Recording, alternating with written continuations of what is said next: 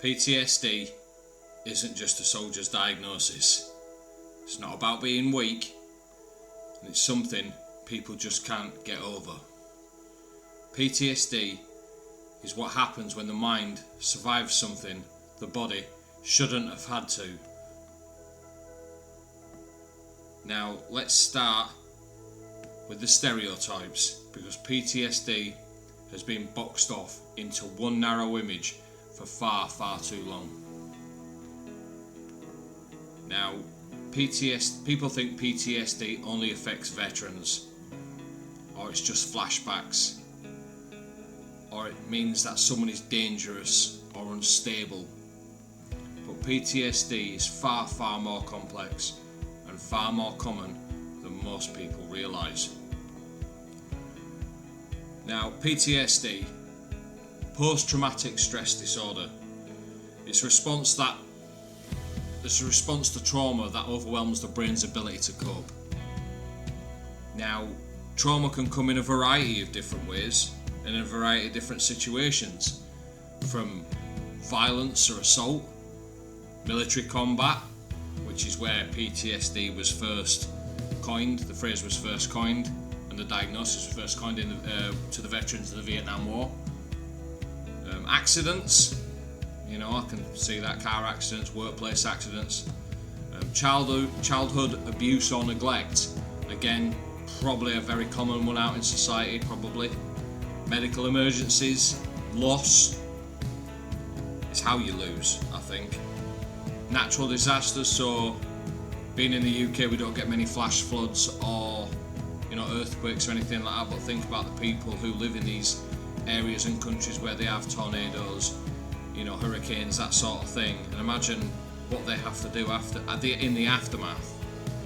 It must be terrifying. It must be completely emotionally and physically draining. Now, and any moment where your brain believed you were in danger.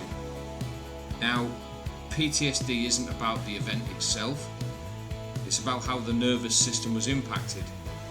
So your brain gets stuck in survival mode and the alarm doesn't switch off. So imagine, let's just say in a metaphorical term, your house is on fire, then the house fire gets put out. It might have been just a small one, but then the fire alarm keeps ringing off. Even after all the heat, the smoke, the flames were all extinguished and the house could be full on cold. Imagine that alarm still going off. It'd be tiresome, it'd be exhausting to be feeling that way all the time. Now, PTSD is not weakness. It's not overreacting. It's not dwelling on the past. And it's definitely not something people choose. PTSD is the brain doing things exactly what it was supposed to be doing, protecting you, but doing it long after the danger has passed. Now, this is a failure in survival. Now, PTSD shows up differently for everyone, but there are some common patterns. Intrusive thoughts, flashback, night terrors, nightmares, intrusive memories, things that make the past feel present. Number 2 is avoidance, so avoiding places, people, conversations, or anything that triggers that memory. Hyperarousal sounds like something fun, but it's clearly not. The feeling of always being on edge, jumpy, irritable, or constantly in a state of alert. That'd be exhausting. Now, emotionally numbing as well, feeling disconnected, detached or unable to experience any sort of joy. That last one, that'd probably affect me the most, not being able to, feel joy in the things that used to bring me happiness. That'd be the one that really gets to me the most, personally, if it was me. Negative thoughts and beliefs pretty much go hand in hand.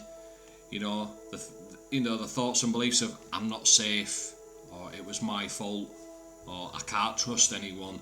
They're probably common intrusive thoughts and beliefs of people who suffer with PTSD, and that's heartbreaking to read, let alone say. Now, here's something important. PTSD doesn't always look dramatic, how they put it in movies or TV shows. Sometimes it looks like exhaustion, irritability, or just plain shutting down. Sometimes it looks like someone who seems fine. Clearly not. Now, living with PTSD, something I personally have. I've had to learn how to live with it, but PTSD is not the end of your story. People heal, people rebuild, and people reclaim their lives, but they do it slowly and gently and with the right kind of support.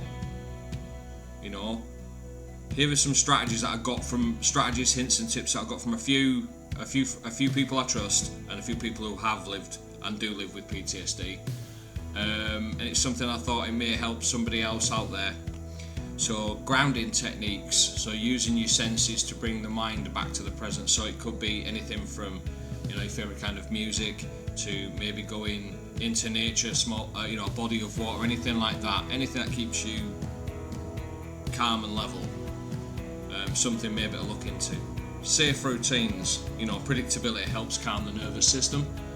So I'm not saying do a minute by minute, play by play of your day, but if there's major parts, what you class as major parts of your day and a time frame of how and when to do them, all the better. Good to plan. You know, even I like to have a routine on days like that.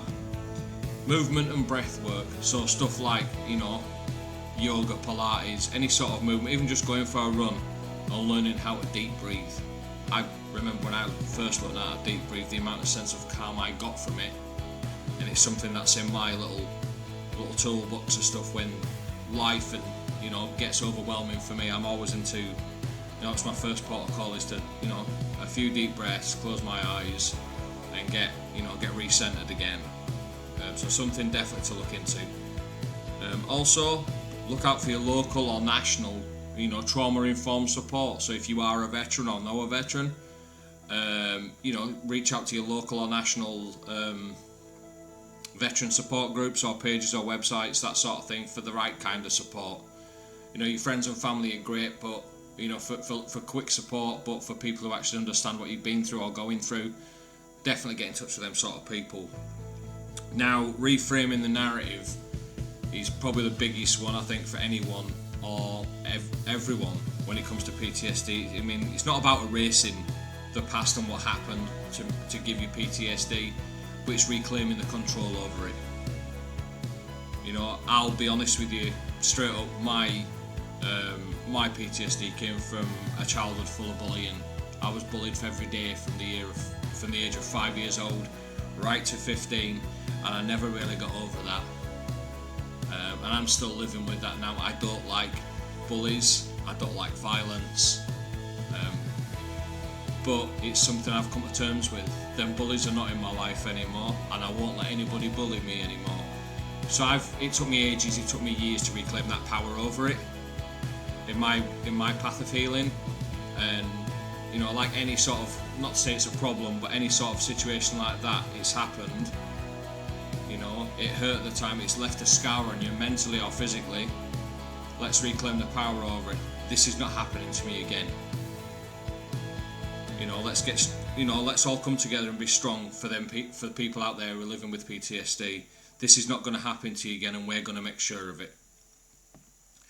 Connection, again, probably goes with reframing the narrative, really. Healing happens in safe relationships, not isolation. So I know it might sound easy for me to say, but don't isolate yourself from the good people in your life. And that might be your partner, your husband, your wife, your family members, your good friends, you know, even work colleagues and stuff like that. Don't isolate yourself. If you need to talk, just say so, or have people know what you've been going through. Share, you know, problem shared is a problem halved. If they know, then they could help you maybe better, or maybe get some support for you if they can't help. Now, PTSD doesn't disappear overnight, as I've just explained. I was dealing for my event for a long time, so it doesn't disappear overnight, but people do learn to live with it and eventually live beyond it.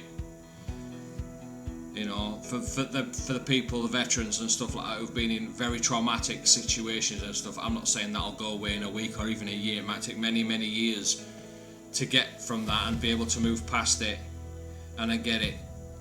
But myself and everybody here at Got Your Back are with you on that one, on that journey. If you need us, you know where we are.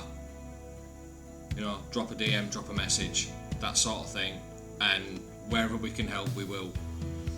Now, someone told me once, PTSD didn't break me, it changed me.